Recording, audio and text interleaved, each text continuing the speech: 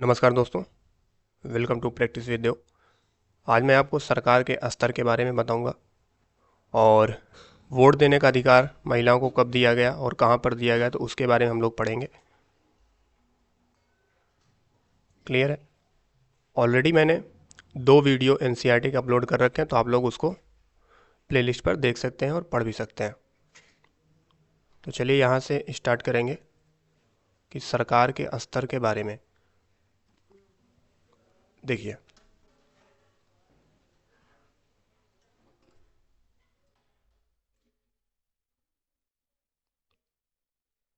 लिखा हुआ है कि सरकार के स्तर।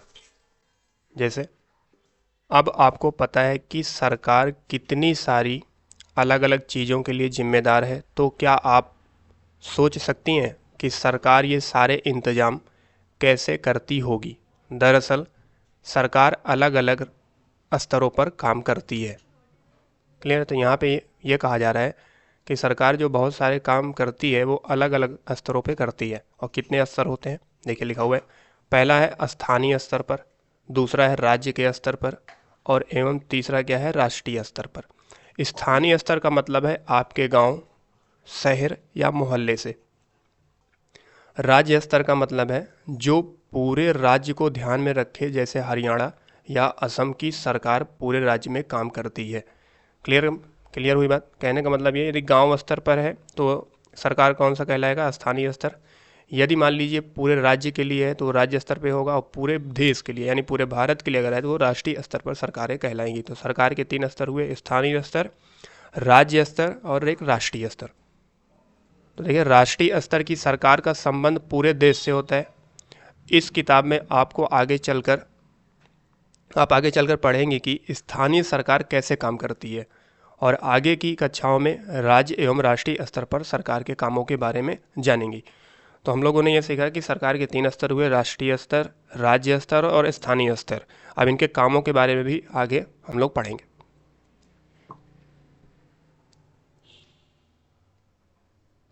देखिए, सरकार एवं कानून, कि सरकार क्या होती है और कानून क्या होता है।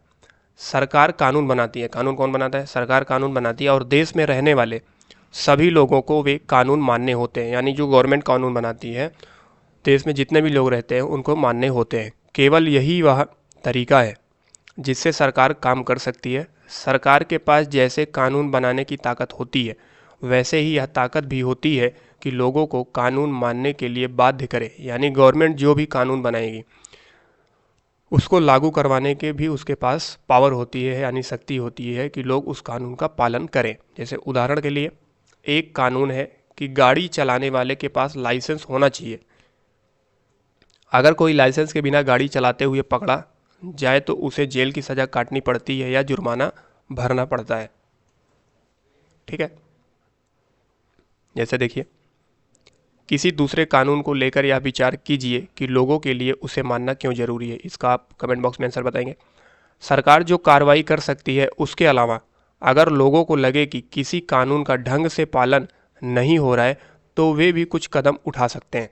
कहने का मतलब ये है, यदि सरकार कानून बनाती है और उसको लागू करवाती है, यदि आपको लगता है कि ये गलत तरीके से कानून लागू करवाया जा रहा है तो आप लोग भी कुछ कदम उठा सकते हैं। जैसे उदाहरण के लिए, अगर किसी व्यक्ति को यह लगे कि उसको उसके धर्म या उसकी जाति के कारण किसी नौकरी में नहीं लिया गया, तो वह न्यायालय जा सकती है। कहाँ पे जा सकती है? न्यायालय।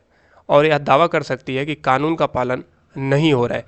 तब न्यायालय आदेश देगा कि क्या कदम उठाने की जरूरत है। सरकार के प्रकार। सरकार को निर्णय लेने और कानूनों का पालन करवाने यानी उन्हें बाध्य बनाने की शक्ति कौन देता है? तो देखिए, इस प्रश्न का उत्तर इस बात पर निर्भर करता है कि उस देश में कैसी सरकार है। यानी सरकार को ये पावर कौन देता है कि वो कानून बनाए और कानून को लागू करवाए। तो इसका आंसर तब मिलेगा जब पता यह चलेगा कि वहाँ पे गवर्नमेंट कैसी है।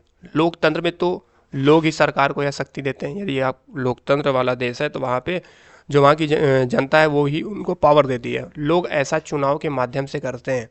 वे अपनी पसंद के नेता को वोट देकर चुनते हैं। एक बार चुन लिए जाने के बाद यही लोग सरकार बनाते हैं। लोकतंत्र में सरकार को अपने निर्णयों एवं उठाए गए कदमों का आधार बताना होता है और सफाई देनी होती है। कहने का मतलब ये है कि जो जनता होती है अपने सांसद या विधायक को चुनती है, तो वही सब मिलकर क्या बनाते हैं, गवर्नमेंट बनाते हैं, यानी सरकार बनाते हैं। लेकिन जब सरकार कोई कानून बनाती है तो उसका आधार बताना होता है कि किस लिए कानून बनाया गया है और कैसे इसको लागू करवाया जाएगा। ये सब उनकी जवाबदेही होती है, वो बताना पड़ता है।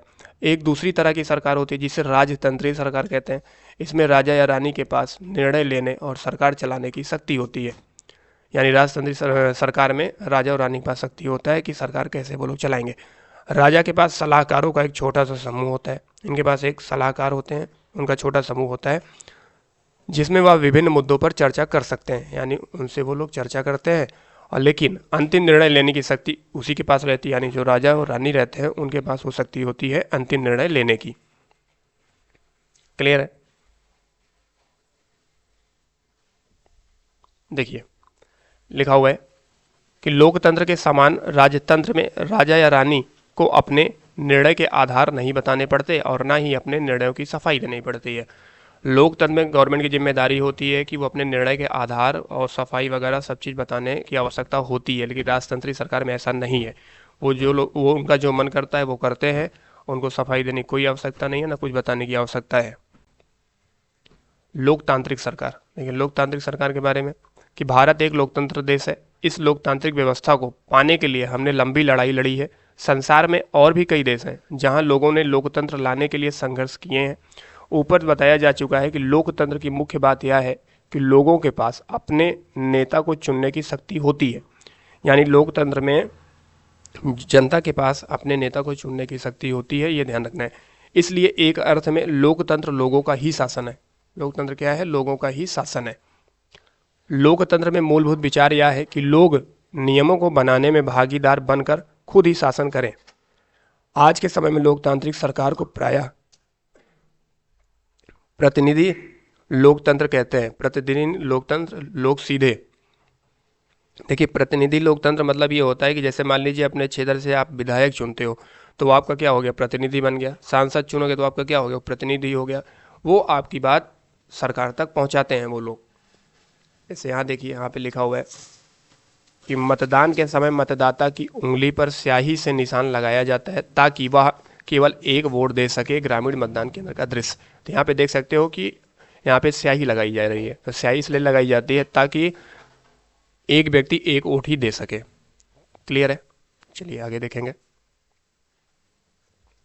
देखिए भाग नहीं लेते हैं बल्कि चुनाव की प्रक्रिया के द्वारा अपने प्रतिनिधि को चुनते हैं। ये प्रतिनिधि मिलकर सारी जनता के निर्णय लेते हैं। यानी जो प्रतिनिधि आप लोग चुनते हो वही आपके लिए निर्णय लेते हैं। आजकल कोई भी सरकार अपने आप को तब तक लोकतांत्रिक नहीं कह सकती जब तक वह देश के सभी वयस्क नागरिकों को वोट देने का अधिकार न दे।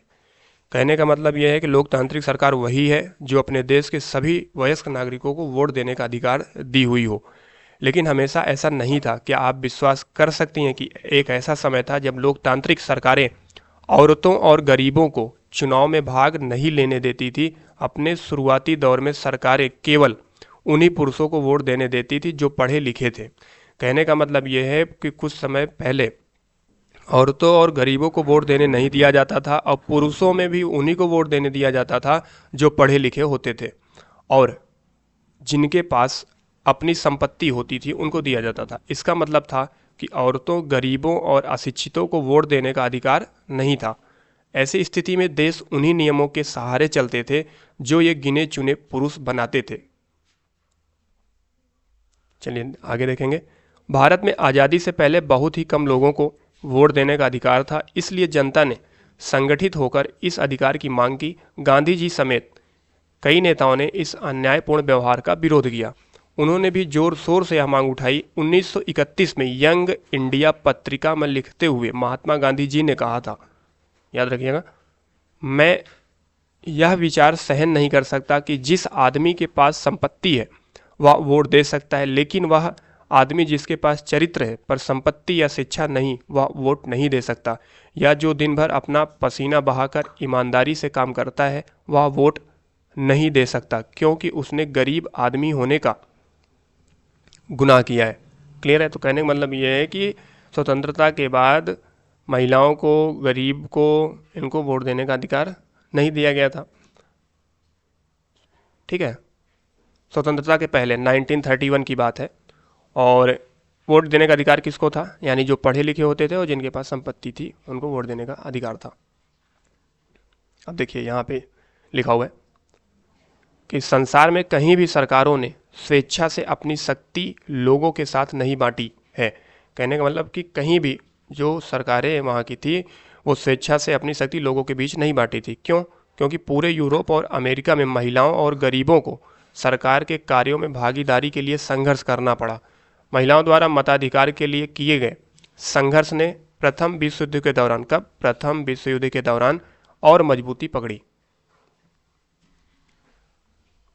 इस आंदोलन को महिला मताधिकार आंदोलन कहते हैं और अंग्रेजी में इसे क्या कहते हैं? सफ्रेज मूवमेंट।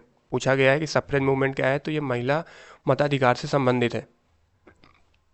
सफ्रेज का मतलब होता है वोट देने का अधिकार। युद्ध के दौरान बहुत से पुरुष लड़ाई में थे, इसलिए महिलाओं को उन कामों को करने के लिए बुलाया गया जो पहले पुरुषों के काम माने जाते थे। जब महिलाओं ने विभिन्न प्रकार के काम और उनकी व्यवस्था करना शुरू किया तो लोगों को यह देखकर बड़ा आश्चर्य हुआ कि उन्होंने महिलाओं और उनकी क्षमताओं के बारे में क्यों इतनी गलत रूढ़िबद्ध धारणाएं बना रखी थी। तो रूढ़िबद्ध धारणा क्या होता है, पूर्वाग्रह क्या होता है, ऑलरेडी मैंने बता रखा है, आप वहाँ से पढ़ सकते हैं। नहीं कर सकती। इस तरह महिलाओं को निर्णय लेने में समान रूप से योग्य माना जाने लगा। महिला मताधिकार आंदोलन की साथियों ने सभी महिलाओं के लिए वोट देने के अधिकार की मांग की। उनकी आवाज़ सुनी जाए, इसके लिए उन्होंने जगह जगह पर अपने आप को लोहे के जंजीरों से बांधकर प्रदर्शन किया। उनमें से कई क्रांतिकारी महिलाएं जेल गई और भूख हड़ताल पर बैठी। अमेरिका में औरतों को वोट देने का अधिकार 1920 में दिया गया, याद रखिएगा, जबकि इंग्लैंड में औरतों को यह अधिकार 1928 में मिला। क्लियर है? तो संघर्ष करने के बाद उनको वोट देने का अधिकार मिला और ये आप डायग्राम देख सकते हैं, वोट्स फॉर वोमेन। तो फ्रेंड्स, आज मैंने आपको सरकार के बारे में, वोट देने का अधिकार कब दिया गया, कौन से व्यक्ति पहले वोट दे सकते थे, कौन नहीं दे सकते थे स्वतंत्रता के पहले, ये सारी चीज़ें हम लोगों ने सीखा। तो वीडियो अच्छा लगा हो तो वीडियो को लाइक करिएगा। चैनल पर पहली बार विजिट कर रहे हैं तो चैनल को सब्सक्राइब करके बेल आइकन को प्रेस कर लेना है। मिलेंगे नेक्स्ट वीडियो में। Thank you so much. जय हिंद, जय भारत।